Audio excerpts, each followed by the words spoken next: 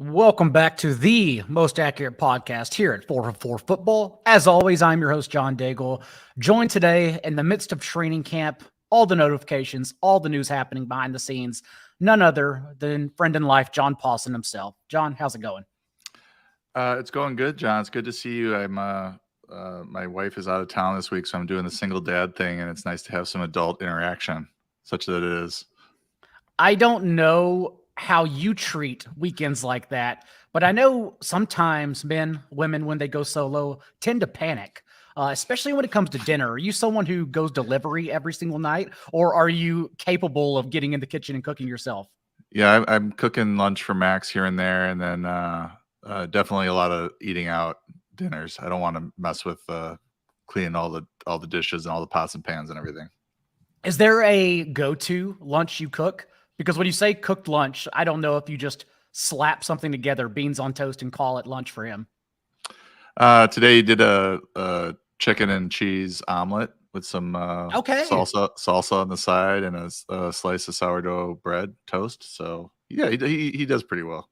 My dad, and it's a big show, so we'll get into it right after this, but very quickly for everyone. My dad, when I would walk out for cartoons early Saturday morning, he was up the one time of the week my mom got to sleep in, and he asked, "Do you want breakfast?" And I responded yes most of the time. It was not ever, "What do you want?" It was, "Do you want breakfast?" Because he can only do one thing, and that is slap ham, cheese, and a fried egg onto white bread, spread mayonnaise on it, and then put a bag of Cheetos next to that and hand me the plate. Every single time I asked for breakfast, that's what it was. So I am capable of cooking. I love doing it.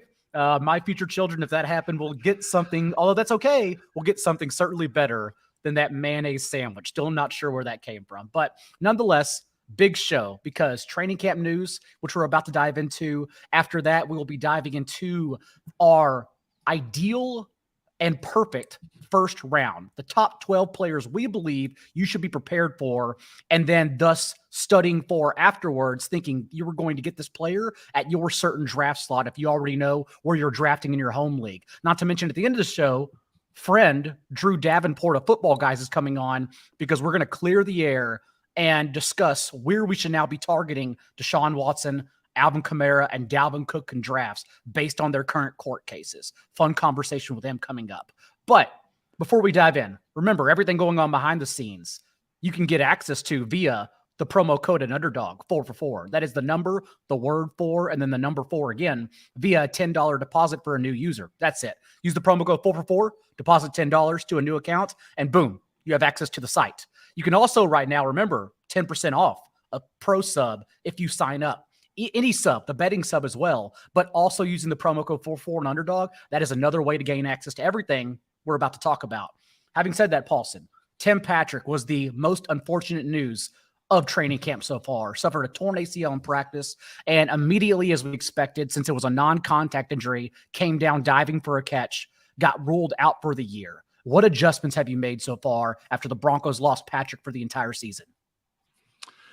Yeah, that's a tough break for Patrick. He was actually one of my favorite late round receivers to draft due to his snap percentages and stuff the last couple of years. He's been really productive for them.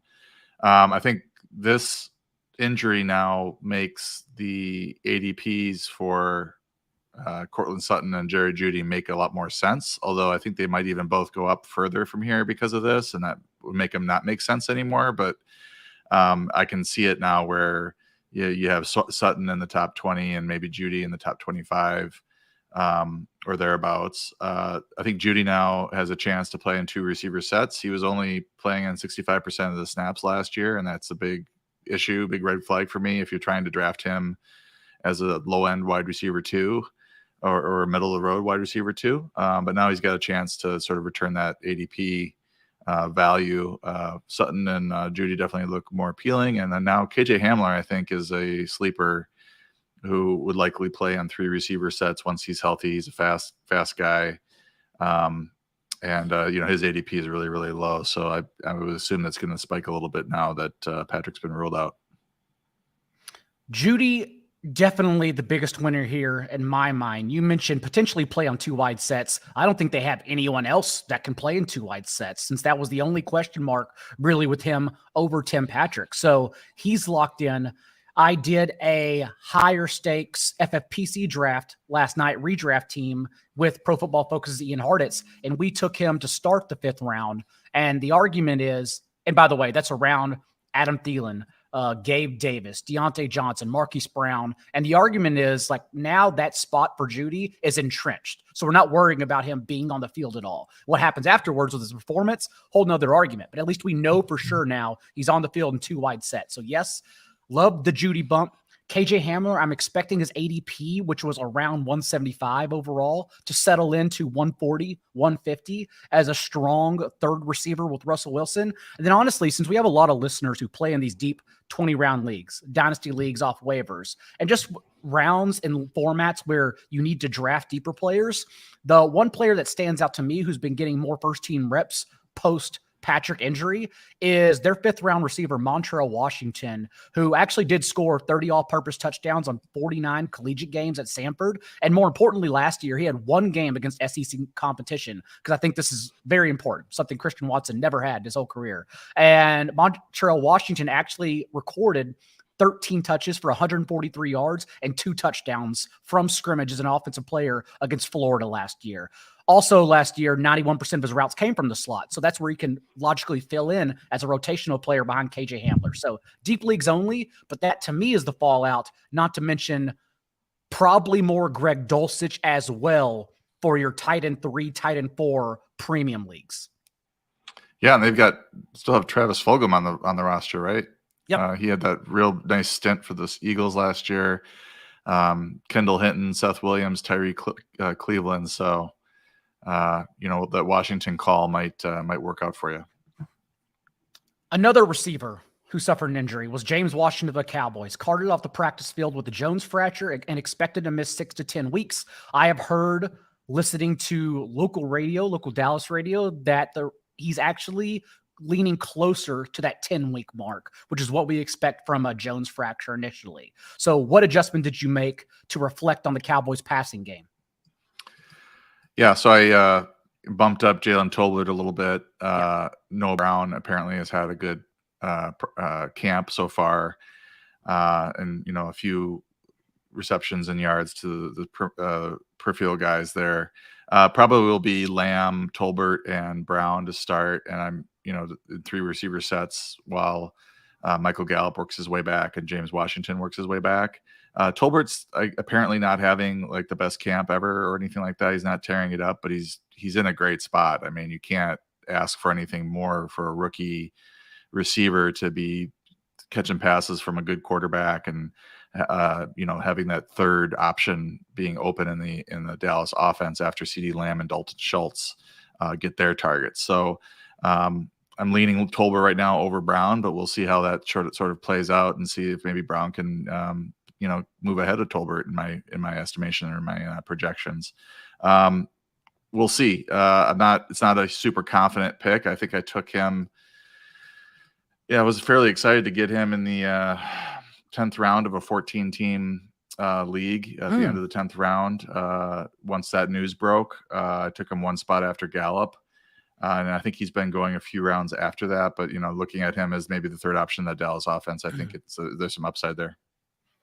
You're now going to basically have to choose between Jalen Tolbert and the handful of guys in his range like Devontae Parker, Chase Claypool, Rondale Moore, Tyler Boyd, Kenny Golladay. That's really where he goes right now. But as you mentioned, maybe not the best of camps, but also still 3rd round equity, and literally has no choice but to be glued to the field. Noah Brown, primarily a slot receiver. So he will Tolbert open in 2 wide sets for an offense with like arguably the best quarterback for any rookie wideout. No one could argue Garrett Wilson in his range, for instance. The best opportunity overall. There is no one in his path, unlike Sky Moore as well. So, yeah, I still love Jalen Tolbert in the mid-10th, mid-11th of 12-team leagues, just given the fact that No one is there to compete. I'm okay with that. I also noted in my team preview that I bet him for Offensive Rookie of the Year, 16-1. That award is wide open this year, considering we really don't have any quarterbacks that are going to lay claim, knowing that Kenny Pickett's playing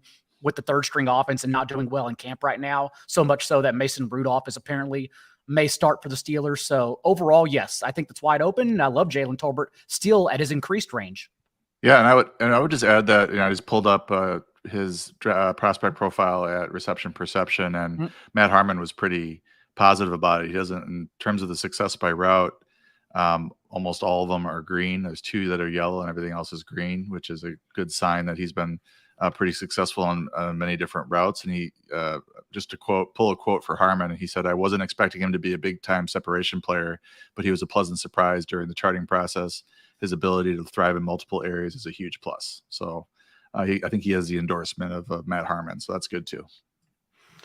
And one more receiver injured at camp as Van Jefferson underwent reportedly minor knee surgery, and actually has a chance to be ready for week 1. That's the report right now. We've heard that Ben Skowronek has an edge over 150-pound Tutu Atwell for that role. Jefferson's wide receiver 3 role out of camp. Remember, the Rams led the league with 11 personnel on 86% of their snaps last year. But also, we don't want to attack Skowronek and Atwell, right? Like, we know this just means more Allen Robinson.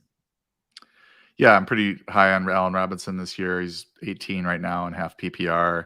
I didn't adjust Van Jefferson down too much. It was, just a little bit of alarming.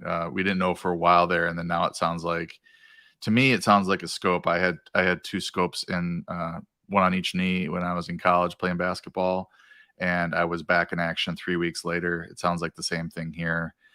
So I'm assuming he's going to be out there for week 1. Where do you have Robinson now? You mentioned after you bumped him up. Robinson, I have him at 18 and half PPR, and of course Cooper Kupp's the number 1 overall receiver. I have Robinson at 14, ahead of DJ Moore, Terry McLaurin, that range. But also that tier of wide receivers, as we'll talk about when we discuss our ideal first round, is wide open. I think it gets wide open after Devontae Adams, personally. Everyone after that has a blemish, which makes like even the second round this year, I think it's the riskiest it may ever be in the last decade. It is absolutely insane. We'll talk about that more later, though. Also, for the Rams offense, the report is that their running backs, Cam Akers and Darrell Henderson, are splitting first-team reps. Sean McVay said, and I quote, "I look at it as we got 2 starting running backs. We need to get them involved. They need to be on the field. I think it's healthy for them to be able to supplement one another." Jordan Rodriguez also said that they are splitting first-team snaps pretty evenly so far. Where now are you pushing Akers down to, knowing that he did, prior to this report, in my opinion, still make an argument as a every down workhorse we were hoping was efficient 100, or I guess it's 2 years removed from an Achilles tear. But knowing this report, where do you have him now? Well, I still have him at 18, but with, he's a player I have not drafted. I've been shying away from him. I'd rather have, Ezekiel Elliott or even David Montgomery in half PPR. Just the Achilles worries me, but what was getting him by at that point in the draft, whether it was the 3rd or 4th round, was the fact that he was likely to see 18 carries a game, and we were going to get bell cow usage out of him, because whenever he was healthy last year, they were treating him as the bell cow. So I'm a little skeptical that suddenly McVay is going to go to a committee, because he really hasn't run much of a committee with the Rams. But he's, Akers is not somebody I'm trying to find ways to tell myself a positive story about. I'm already a little shaky on him, where he's going. And, I probably would put him below ETN and Breece Hall at this point, given that news that Henderson is likely to play more snaps than we were expecting. As I wrote in my Rams team preview, I had him higher, if only because I expect the Rams touchdowns, or how they score touchdowns at least, to regress. Matthew Stafford, of course, had the highest pass play rate inside the 5 and on the goal line last year, and that allowed the Rams to score a ridiculous 80% of their touchdowns through the air. We're not expecting them to sustain that at all. And so I was a little bit higher on Akers in particular, but now this move for me means, and a lot of people were already there, so it's not a change for a lot of people, but this move for me means definitely Travis Etienne over Akers. Breece Hall to a lesser extent. And then, yeah, like you, I have him now sandwiched in between the David Montgomery, Elijah Mitchell, A.J. Dillon, J.K. Dobbins tier, one that I've actually been just trying to avoid altogether and try to have 2 starting running backs by the time we get there. So I did push him down, I think, into that RB 18 to 20 range like you. Yeah, and I think this was just underlines that Darrell Henderson is a really good late round pick. We look for players like that where they're going to have a weekly role, so you can plug them in as a flex when you need to. But if something happens to the quote unquote RB1, then all of a sudden you have a fantasy RB1, you have a top 10, top 12 guy. And Henderson has shown that when he's the bell cow or the lead back in that backfield, that he can produce. Another backfield conundrum is per Broncos insider Benjamin Albright. The Broncos first team running back reps between Javonte Williams and Melvin Gordon hasn't been 70-30 as reported by some shadow beats. Per the reps chart, it's actually been 54-46, 60-40, basically, in favor of Javonte Williams, which is very similar to last year, considering in their games together, Javonte Williams averaged only 1 more touch per game than Melvin Gordon, 15 starts alongside one another. Where does it stand for you? As we talked about it last week, any changes from that opinion you had? Yeah, and I looked at when I saw those reports today, and it was a big buzz today in terms of what the projected split was going to be. It was Cecil Lammey who said 80-20 originally, and now he's backing it off to 70-30. And then, as you mentioned, Benjamin Albright said 54-46 from the actual touch charts. I looked at my split and what I had him projected for, and it was 53.6 for touches just between those 2 players for Williams, and then the rest 40 whatever it is 46.4 whatever it was for Melvin Gordon. So that whole split there really is going to decide whether or not Javonte returns at his ADP. And right now he's fantasy RB 11 at Underdog. I did move him up from about 16 to 12 or 13. I'm looking at him there behind Barkley and ahead of Connor, and there is so much upside there that if there were an injury to Gordon, or if it is a 65 or a 60% share for him, then he's going. If he's getting 60% of the touches between him and Melvin Gordon, then he's very likely going to return low end RB1 value. So the question for me is not so much 70-30, 80-20 or anything, but is it 55% or 54% for Javonte Williams, or is it 60? And if it gets close to 60, then he's going to return value where he's at. And if it's something like 65, then he's going to be a great pick at where he's going at this point, because he's going to just produce enough fantasy points to return value on that. So that's the big question to me. With the Melvin Gordon coming back, it just sort of, put things back to what happened last year, but this is a new regime. Javonte Williams does have a year of experience under his belt, so he's better able to, handle all the different facets of the game. And there is that you can tell yourself a story if you want to about his upside. He's certainly, from an advanced rushing standpoint, he's really good. I mean, the Pro Football Reference yards after contact per attempt, the broken tackles per attempt numbers are both really good. I think he was top 2 or 3 in both of those metrics. So really talented guy, can catch the ball. And just the question is how many touches will he cede to a pretty talented guy in Melvin Gordon? Anytime someone cited those numbers, which I was aware of last year, I always just said, yeah, but has Vic Fangio ever seen a broken tackle rate numbers in his entire life? No, it doesn't matter. And so, yeah, the question is really like, will talent rise to the cream? Will talent rise to the top? I think that's what I'm trying to say here. But like we mentioned last week, if you are drafting like a lot of people, as if you have one team, your 12-team home league, I don't think you necessarily need to take a chance, and you can avoid the landmine that is Javonte Williams if his ADP is higher, like in the mid-second round. But for high-stakes leagues, large field tournaments where it's top-heavy and we're trying to actually like win the whole thing among a pool of teams, I don't mind still drafting him as an RB2, maybe even RB1 if you start with Travis Kelce or Mark Andrews or a strong wide receiver in the first round, because like we have to assume we're right anyways. And again, for those type of tournaments, assuming we're right means Javonte Williams handling a 730 share, because that's how he truly breaks out and is literally can finish as a top 5 back. So I still don't mind drafting him in the second, third round of these large field tournaments, but in regular 12-team home leagues, again, I don't think you need him. Another update. Diontae Johnson has now ended his holdout and signed a contract. And it's a good contract for the Steelers, honestly, because his classmates, Terry McLaurin, A.J. Brown, DK Metcalf, and Deebo Samuel, all signed for 3 to 4 year extensions over $20 million annually, whereas Johnson just had 2 years tacked onto his contract for a little over $18 million annually, which allows him to also hit free agency again before he turns 30. So I think a great deal for both sides. Where do you stand now knowing Diontae Johnson is back in the mix among this Pittsburgh offense we are still expecting to struggle overall? Yeah, I mean, Diontae Johnson is one of my favorite receivers from a route running standpoint. Definitely a favorite of Matt Harmon's.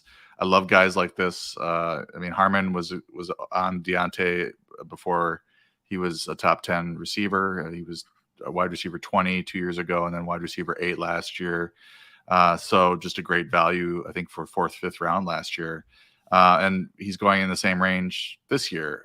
So the question, I think, is now that he's back at camp, and that's good, because I think the contract situation was definitely a gray cloud that was sort of hanging over. You sort of had confidence that they would get something done, but sometimes these things extend longer than you'd like, and they go into the season, or they at least go long enough into camp that it affects their performance in week 1 or week 2. This is now, this is all taken care of. And now the big question is, do they have a quarterback that can give them the ball? Apparently Mitch Trubisky is really struggling in camp. As you mentioned, Mason Rudolph has been the best looking quarterback in terms of performance at camp and may end up starting for this team. Kenny Pickett's been okay, but not great, and they're not expecting to start him anytime soon. So the real question is, can they get enough production out of the quarterback position to replace Ben Roethlisberger, who wasn't productive on a per attempt basis, but he did call a lot of passes and threw a lot of passes. So there was enough volume in the Steeler passing game to support all these guys, especially Diontae Johnson. So I have him at 17. I think, he's been bouncing around for me. I had him probably as high as 12 or 13 when everything was looking, looking pretty kosher at the start of the summer, but then I have kind of been moving him down with the contract situation and with Mitch Trubisky's struggles in camp. So I'm going to be keeping a close eye on that quarterback situation in Pittsburgh, because that's going to really affect Diontae Johnson. Only 8 teams in the last decade have actually attempted 600 plus passes for 3 consecutive seasons. And that's what the Steelers are up against, since Roethlisberger threw 600 plus times in back-to-back seasons before he retired this year. So I am expecting them to be run heavier. And if that's the case, behind one of the league's worst offensive lines, look at Justin Edwards' offensive line column on 4for4 for more on that, then I am absolutely worried. And just the fact that a new quarterback, well, possibly 3 new quarterbacks, does perhaps ruin Johnson's target monopoly and leading the team in target share in 3 consecutive seasons, including last year's career high, 28.4%. So I definitely still prefer to wait on Chase Claypool, 1 year removed from a team high 28 red zone targets for 11 touchdowns. And I don't like to assume he's going to break out with what we believe will be a smaller margin between the two and targets him and Johnson, since that does then remove the accountability of Chase Claypool in his career struggling with a 32% contested catch rate the past 2 years in particular. So everyone blames Roethlisberger for the inaccurate deep targets. Yes, but Claypool also hasn't been able to use his big body at all to battle for catches. So I still want to put that on him, and maybe that means he still won't break out.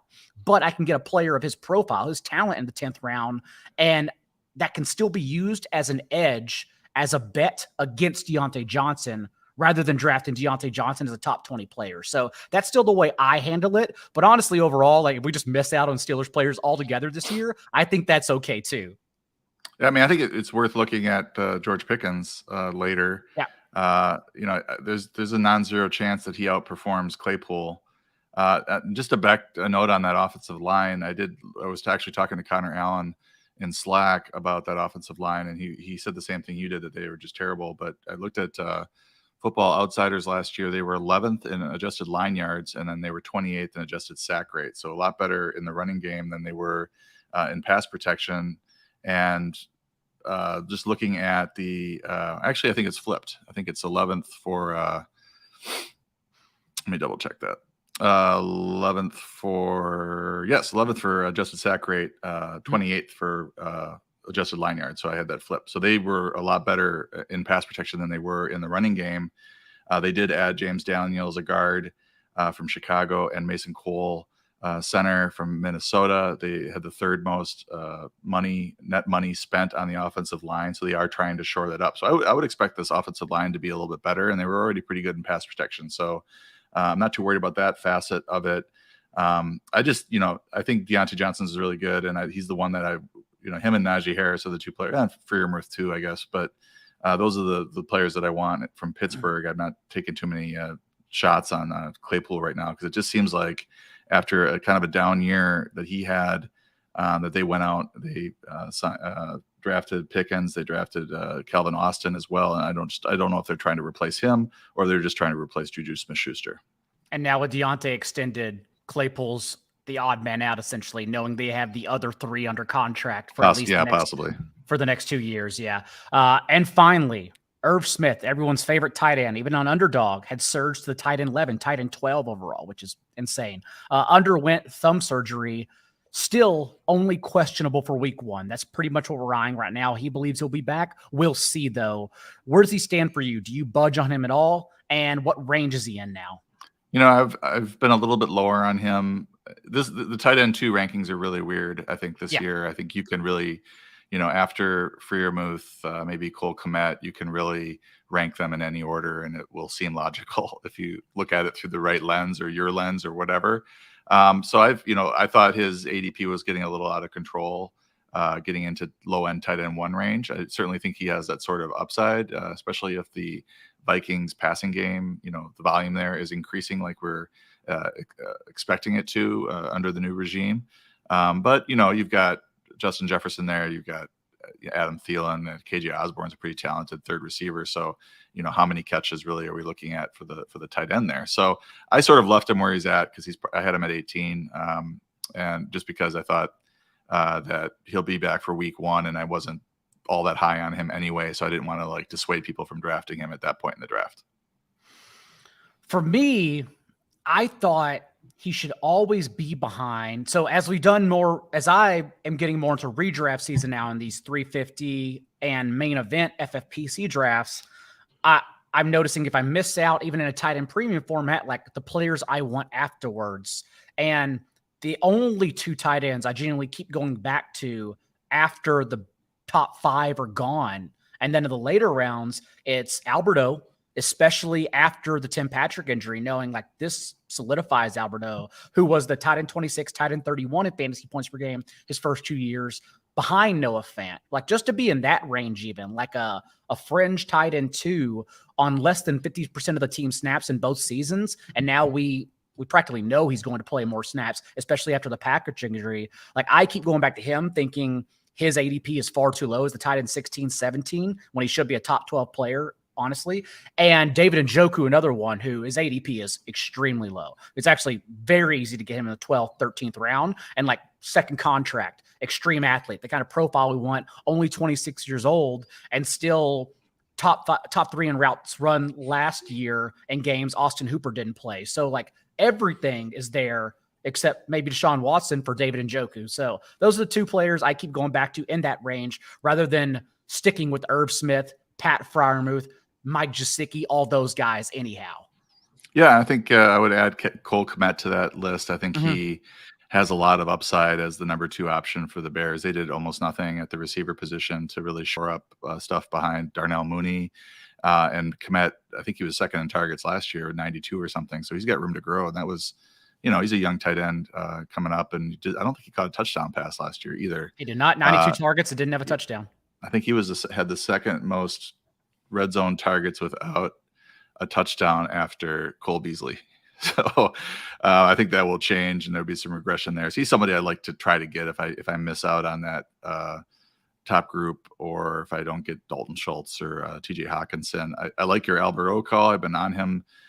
He's been bouncing around a little bit. You hear this stuff about Russell Wilson not throwing to his tight ends or throwing over the middle. And then you hear the Greg Dulcich talk. And, I did a spit take when I heard a beat writer say that Dulcich offers more speed than Albert O, who runs a 4.49 40-yard dash and is 6'6" tall. And I think he had a top very, very high yards per route run. The 5th highest yards per route run at his position last year. So that's a good indicator that if he does get a lot more routes, that he'll be very productive. And then Njoku call is good. I mean, when I thought that Watson was going to play, maybe get suspended 4 games. Right now it sits at 6, but who knows? But Njoku's been jumping all up and down those tight end 2 ranks, because it's a very big difference to go from Deshaun Watson throwing the ball to Jacoby Brissett, and how that offense is going to look in terms of being run or pass heavy. Russell Wilson also, as we know, second, at least top 2 in percentage of targets thrown into the end zone since 2018. And with Patrick no longer around, who do you think he's throwing to when he looks up and sees 6'5", 258 Albert O waving his hands in the back of the end zone? 6'6", yeah. Buddy. Only one person he's throwing to. So him and Sutton will get some targets. That's true too. And so that's where we keep standing on at tight end, especially in premium formats, knowing like there's a real chance that these players break out. You can flex them if you get running back and your backup wide receivers wrong as well. With that, we will be right back after this message. Right now, if you sign up at Underdog as a new subscriber, not only will you receive a free pro subscription to 4for4 with access to all of our off-season content, including our around-the-clock Discord conversations, Underdog will also match your deposit up to $100 by 100%. Literally mirror it. And there are no catches. Just download the Underdog app, use the promo code 4for4 when depositing. That's the number 4, word, the number again, and presto.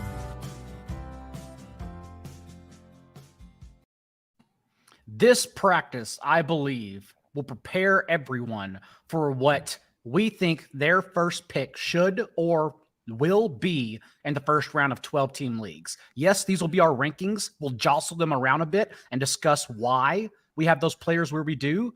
But overall, I just want to make sure we prepare everyone right now to go into their draft if they know their slot, and to say, this is actually the group of players I think I can take and will have an opportunity to take with this number. And with that, Paulsen, I'll let you pick the 101 and start us off here. So are we talking half PPR? Are we talking full PPR? What's our Let's pretend system? Like it's full PPR. Okay, full PPR. And we can discuss the differences as we move along.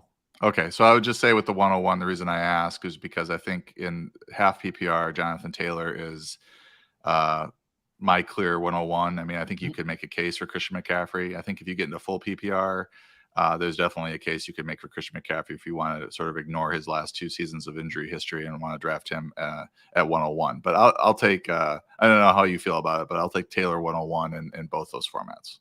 Well, this is going to be easy because in full PPR, I do have McCaffrey as the 101, and I've done so. I've taken already FFPC leagues as the 101, including my pros versus Joes a couple nights ago. Remember, in 8 full starts under Matt Rule, he hasn't been healthy, but 8 full starts the past 2 years, McCaffrey has averaged 17.5 targets, 17.5 carries, 7.1 targets per game, a 20% target share, and he's handled 85% of the team's running back touches inside the 10-yard line in that span. So 101 for me is McCaffrey, but it's okay. We can put JT at 1, McCaffrey at 2, because I think that's where we both are, right? Yeah, I would agree with that. Cool. Doesn't matter. Yeah, everyone pick Taylor and McCaffrey. I know a lot of shows go in depth on them, but there's literally no wrong answer. Just take one. You're fine. Yeah, and I think, I'm a little bit burned. I said this on a podcast the other day, is that I took Christian McCaffrey at the 101 in back-to-back Scott Fish Bowls. And I'm a little bit like the first year I was able to overcome it and win my league still.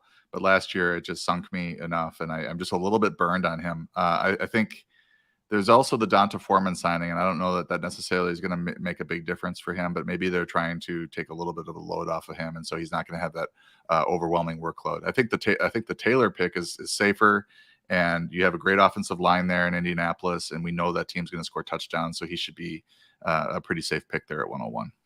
And Taylor is my 101 in half PPR because I think the touchdowns that he will inevitably score make a big difference here. What about the third player for you? So in full PPR, that was another reason why I was asking that question, because for me, it's between Cooper Kupp and Derrick Henry, and I'm guessing you might be a little bit lower on Derrick Henry than that. I think Kupp offers you, even if he regresses, he offers you quite a bit of value at the receiver position. He's still going to have a very good year. I guess maybe that Matthew Stafford shoulder injury is slightly worrisome on that front, but to me, and I don't think that a lot of people have this, but I have Henry as my third running back in half PPR, and then in full PPR, I think I still have him ahead of Austin Eckler. Or nope, I have Eckler one spot ahead. So maybe I can't even decide on myself who my top running back is. So maybe we just go Cooper Kupp. What do you think? I am good with Cooper Kupp. My right. wide receiver one, especially in light of the Van Jefferson news. Either way, though, yes, Cooper Kupp, we are not getting away from him. Just to finish 50-plus fantasy points ahead of the next closest receiver last year, even regression won't land Kupp outside of the top 5. He is a high up. Yeah, I was just going to say he's a very safe pick, and even with regression, he should, has a good chance to finish number 1 overall. So it sounds like we definitely differ at 104, because for me, it's Justin Jefferson. I have him over the other running backs, knowing that there's a discussion among the other running backs. Thus, I'm not sure we can say we're certain about who it should be, but I think we won't argue, maybe we will, that Justin Jefferson's the overall wide receiver 2 with a real chance to finish as the overall wide receiver 1. I'm on board with Jefferson at 4 overall here in a PPR, due to that debate between Eckler and Henry for me with the next running back spot. I do think that Jefferson is the clear number 2, and you could even make a case for him as the number 1 receiver. So 104, let's go ahead and settle on Justin Jefferson. This is where we're at right now. And then I have a little discussion about the running back you choose, but it sounds like you are high on Austin Eckler in this range. I have Austin Eckler 1 point ahead of. You have to forgive me because my head has been in a very half PPR headspace. We can pretend like this is half PPR. Honestly, like this would be my top 4 in half PPR, so it's fine. Oh, it's okay. Well, let's stick with PPR now that we switched. Yeah, I would have Eckler 1 point ahead of Henry in this range, but I wouldn't. Henry was on pace for a career high 36 catches last year, which it makes him less of his pass catching or lack of pass catching less of a obstacle for people to overcome in PPR formats. And he was super. I mean, he was the clear far and away RB1 last year before his injury. So who are you debating here at 5? Dalvin Cook is my RB3. I think, especially after Irv Smith news, either way, we're going to perhaps get him having a career high in targets. And everyone talks about the 11 personnel Kevin O'Connell and the Vikings will run, and that's true. And they will use Justin Jefferson a la Cooper Kupp with more shallow targets and just allow him to use his explosiveness for more yards after the catch. But like lost in all this is the fact that for his career, Dalvin Cook has averaged 5.1 yards per carry from 11 personnel as well. CJ Ham is still on the roster, so they will continue to do some 21 personnel. But like the stars have aligned for Dalvin Cook, who's been top 2 among all running backs in touches per game the past 3 years. Like the stars have aligned for Dalvin Cook to have just as good of a season if you happen to miss out like on the Vikings passing game. So we don't have to put him here because like you, I'm very high on Eckler's floor. Like I don't know about his ceiling per se, but just being top 3 in targets per game among running backs the past 3 years, like that's the floor is as stable as anyone else too. So I'm fine with Eckler, but I do think Dalvin Cook should have an argument. How close do you have Cook to Eckler in PPR? Eckler is my next running back. Okay. So we're nitpicking here. Why don't we agree to put Eckler here, and then I will give you Dalvin Cook wherever you want to put him next in this exercise. If that's the case, then yes, producer Sal, let's go ahead and slap Austin Eckler's weightlifting face onto 105 for those in the video. We can go Dalvin Cook at 106, but I'm curious, does that mean you would take Dalvin Cook over Stephon Diggs and Jamar Chase? Because that's what we're losing out on here. I think in a PPR, we talked about the second round, right? You briefly touched on it. and the late second round's dicey at receiver. And I agree with that. But I'm getting into these drafts, and it's just you don't feel comfortable with some of these receivers you're supposed to take at the late second round. And the player that I keep coming back to is always Leonard Fournette. He's going pick 24, and he's always available in the end of the second round. And, I think there's some concern about his weight, but he's shedding pounds as it is. So my point is that if you are guaranteed a running back in the late second or in the middle second in this situation, there's somebody there that you want, then it's okay to take a receiver here.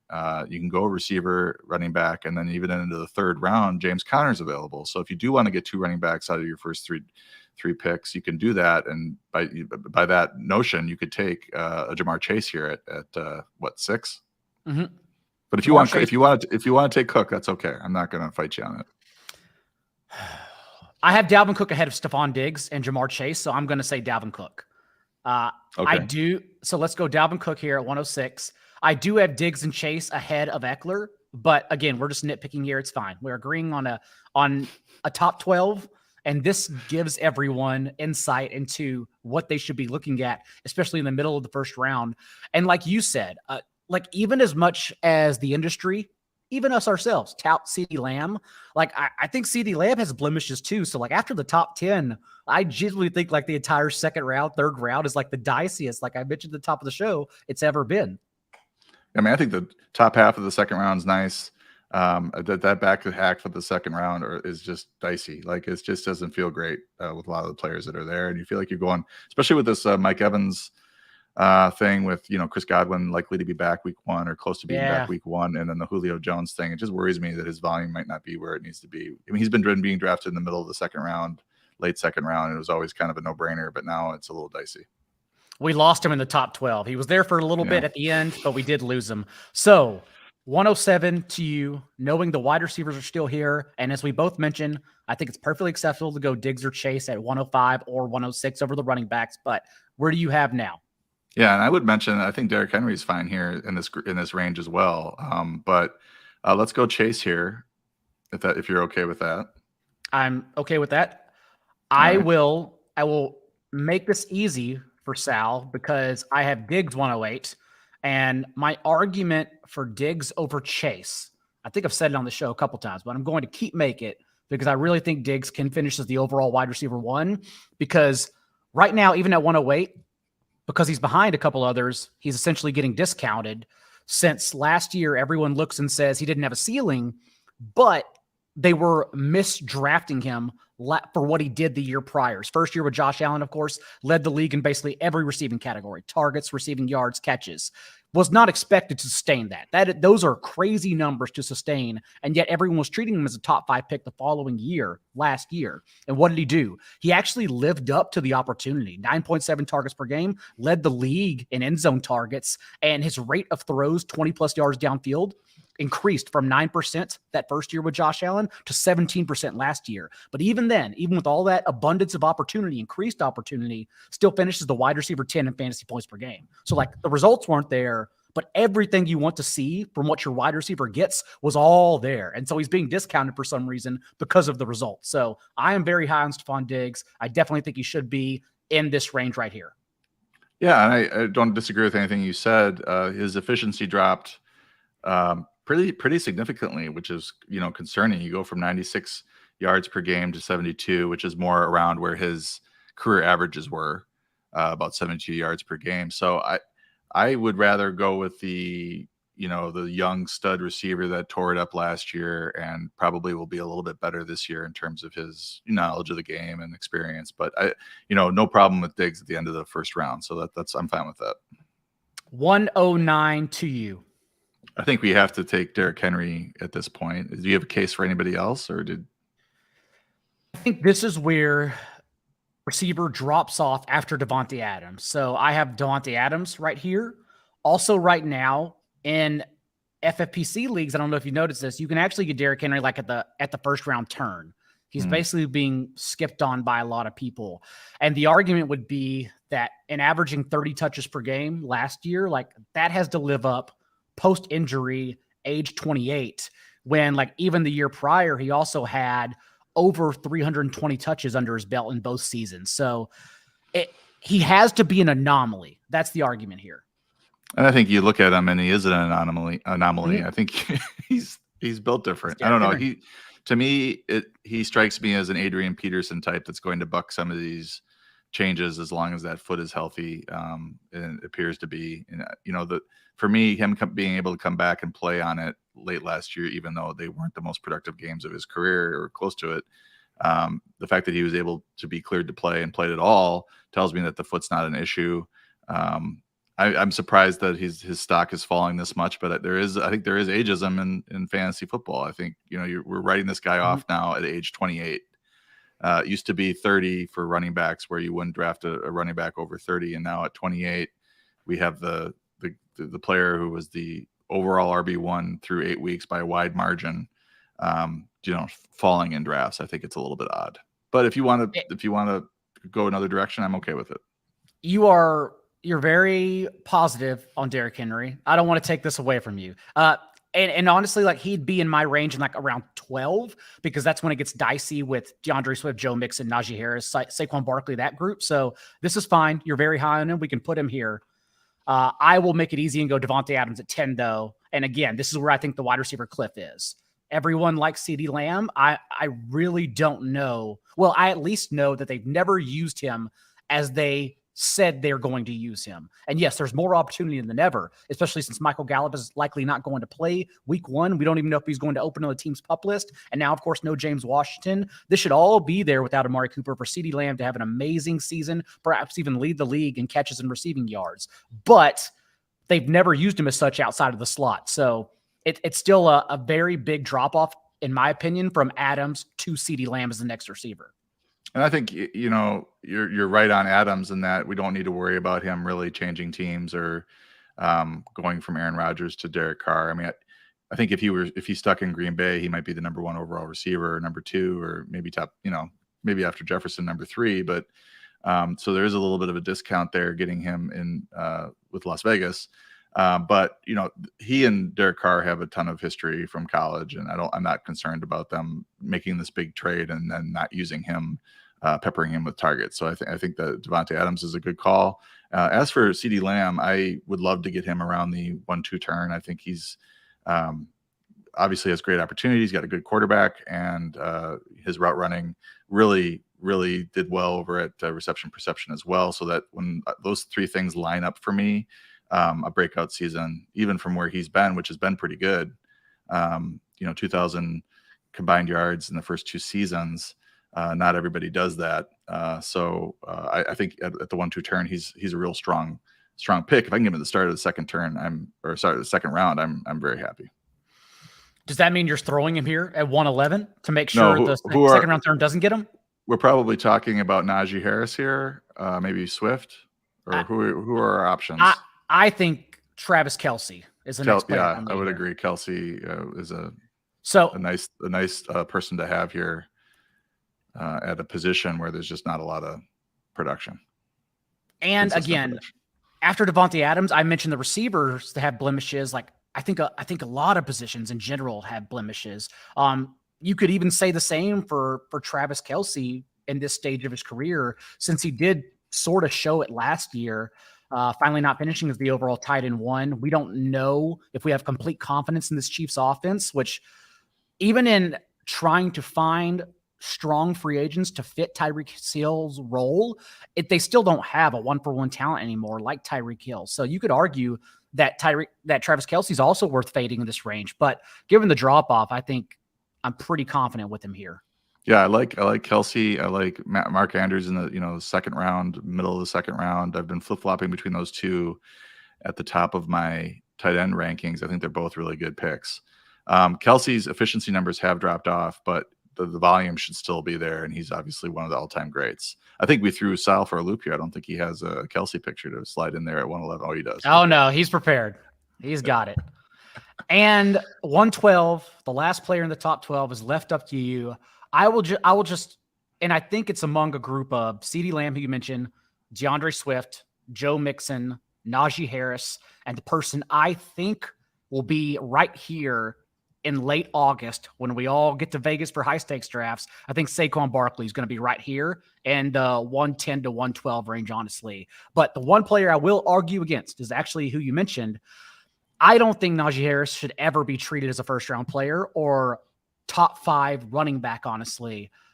29 gains of 20-plus yards on 945 career carries dating back to Alabama.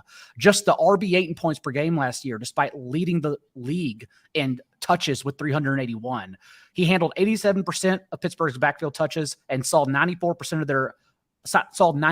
of their 106 targets, 88% of the team's targets, and it didn't even matter. Still wasn't able to crack the top 5. So I just want to avoid Harris, honestly, at all cost, and just rather hope he falls for value in the mid-second round, because he is doing that in some drafts right now.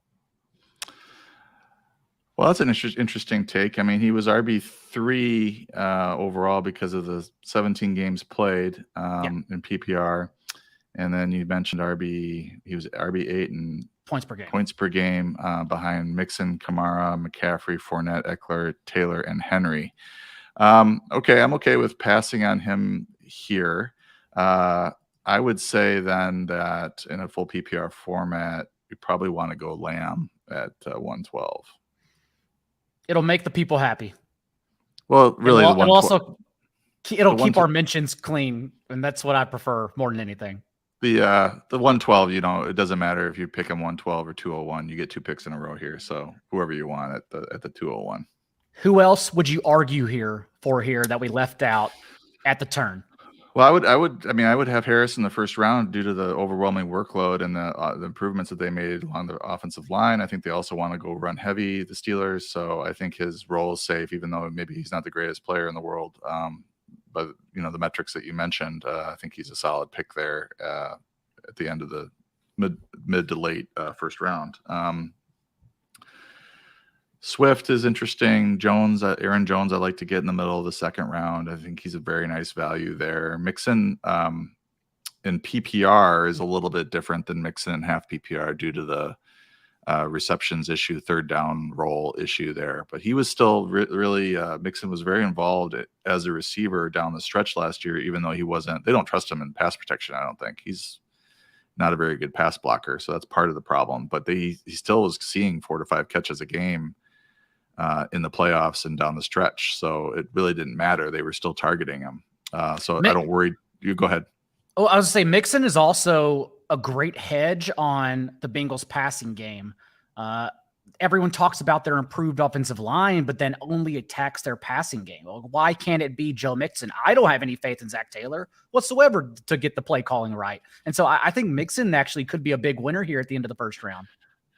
Well, Mixon has been talking about this offensive line. I mean, they made huge changes to it, and he's been talking about running through holes as wide as whatever. He's excited about the offensive line. So I think he's one I bumped up in half PPR. I think I've got him at 6. Nice player, great offense, and obviously an improved offensive line. Mixon, Barkley at the turn. I wouldn't mind that at all come late August if that's what I'm forced to do. And with that, anything else, Paulsen, to round out our top 12? Nothing to round out our top 12, but be sure to hit the site. And I put a lot of work into my draft day strategy article. Yes. It's really long. So get a cup of coffee, read it in bunches, parts, take breaks. But it's the whole breakdown as to how I would approach fantasy drafts this year. And I talk about a bunch of different players that I like. So be sure to check that out. Not to mention your rankings change log that is going on the site. My team previews halfway done, NFC North coming at the end of the week, and then rounding out everything else between fantasy debates and depth chart battles that are happening as well. Thanks again for everyone for tuning in. Until next time, be a little bit kinder to what's required. We'll see you then.